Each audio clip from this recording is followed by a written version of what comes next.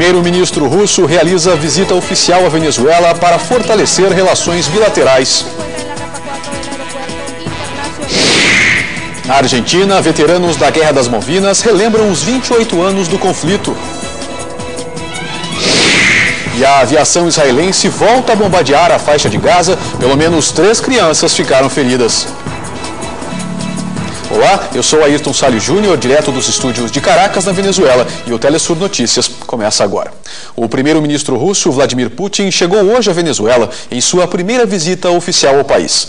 O presidente venezuelano Hugo Chávez recebeu o premier russo no aeroporto Simão Bolívar. Chávez e Putin se reuniram para ampliar acordos bilaterais em matéria de defesa, indústria espacial, energia e agricultura. O acordo mais importante é a criação de uma empresa mista para explorar petróleo na faixa do Orinoco. Durante o encontro, foram discutidos temas como o uso da energia atômica com fins pacíficos e a criação do Banco Russo-Venezuelano, órgão que vai financiar projetos de desenvolvimento. Antes do começo das sessões de trabalho, o presidente Hugo Chávez e o chefe do governo russo, Vladimir Putin, visitaram no porto de La Guaira o navio escola da Marinha Mercante Russa, que se encontra de visita no país sul-americano. A Venezuela e a Rússia são 2 aliados estratégicos que apostam na construção de um mundo multipolar. O Banco Binacional Russo-Venezuelano deve começar a funcionar ainda este ano. A informação foi divulgada pelo presidente Chávez durante o Conselho de Ministros nesta quinta-feira. Ainda este ano devem começar as atividades operacionais do banco, não só na Rússia. Falo também da Eurásia. O banco poderá expandir suas operações até a Ásia, Oriente Médio, Europa Central e Oriental. Essa é a previsão dos russos. Por aqui, vamos abrir uma filial do banco para que possam ser feitas operações bancárias na Venezuela e na América Latina.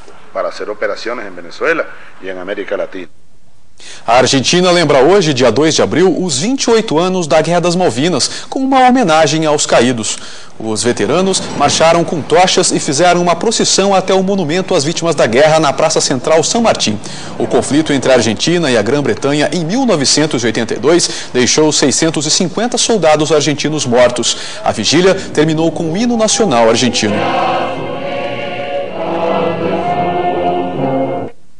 O governo da Argentina divulgou que nos próximos dias vai pagar parte da dívida do país com credores externos. Quem explica é o repórter Edgardo Esteban. O processo de pagamento da dívida externa argentina foi reaberto e deve começar no dia 14 de abril. Isso acontece depois da crise institucional gerada pela intenção do executivo de saldar o débito com os credores.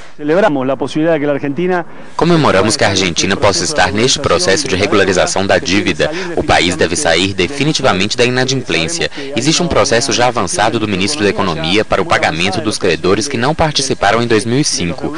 Então estamos pagando os credores, estamos honrando nossa dívida com o fundo. Para sair da dívida e depois iremos pelo Clube de Paris. A Argentina definitivamente vai sair da inadimplência.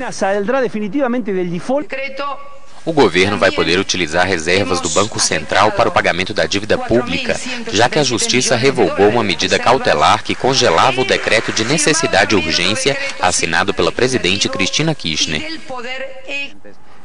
Valorizar as reservas no caso da Argentina pagando a dívida. Pagar a dívida é um tema-chave, é um tema central, porque utiliza melhor os ativos acumulados pelos argentinos. Nem foi preciso adiantar o pagamento da dívida depois da aprovação judicial, embora os opositores continuem criando obstáculos que incluem a tentativa de anular o decreto de necessidade e urgência que criou o Fundo de Redução da Dívida. Por enquanto, a incerteza da ação judicial permite que a operação do pagamento seja feita. Nos próximos dias, há alguns vencimentos, e tudo isso anima os mercados financeiros, anima os que devem receber o pagamento. E só falta a aprovação de uma lei que sirva de suporte da operação no Congresso. Sancionar uma lei que digamos, soporte todo esto no Congresso. As negociações chegam aos 6 bilhões e 700 milhões de dólares. E a partir da próxima semana, o governo poderá pagar 200 milhões da dívida externa com reservas do Banco Central. Edgardo Esteban, Telesur, Buenos Aires. A guerra contra o narcotráfico, declarada pelo presidente Felipe Calderón, pode ser presenciada nas ruas, no Congresso, nos jornais e nas caricaturas vistas por milhares de mexicanos todos os dias. Com uma visão crítica e irônica, Rafael Barajas, mais conhecido como o Xereta, leva as caricaturas e as histórias de ficção do dia a dia no México, também retratado em seu livro A Doce Vingança. Porque eu creio que hoje em dia o que melhor reflete a realidade mexicana é a reportagem policial. Nos tornamos um país de reportagens criminais. Nos hemos convertido num país de nota roja. Ele afirma que a caricatura sempre foi fundamental para informar sobre a realidade mexicana e chegar a todo tipo de pessoa, algo crucial em um país onde poucos estão interessados pela leitura. Há um par de anos que foi o do movimento contra a privatização petroleira. Há alguns anos, no movimento contra a privatização petroleira, minhas caricaturas foram reproduzidas em todo lugar, inclusive para explicar às pessoas o que estava acontecendo. Obviamente me senti muito útil, e isso para mim é importante. E isso para mim é importante, não? Este jornalista de La Jornada colabora em meios de comunicação que dão prioridade ao tema social, uma tendência pouco usual na atualidade. Obviamente não é uma característica. Esta não é uma característica única do México, mas da América Latina inteira. Estamos diante de monopólios midiáticos que impõem uma agenda própria relacionada com os empresários vinculados com estes meios e que não tem relação nenhuma com o interesse da maioria da população. Então nós somos caricaturistas da oposição. Nós, basicamente, somos caricaturistas de oposição. E entre as caricaturas, o Xereta garante que não existe nada mais importante em sua agenda do que continuar retratando e mudando a realidade do México e do continente. Rodrigo Hernandes, Telesur, Cidade do México.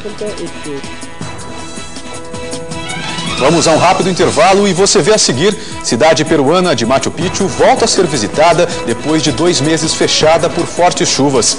A gente volta já.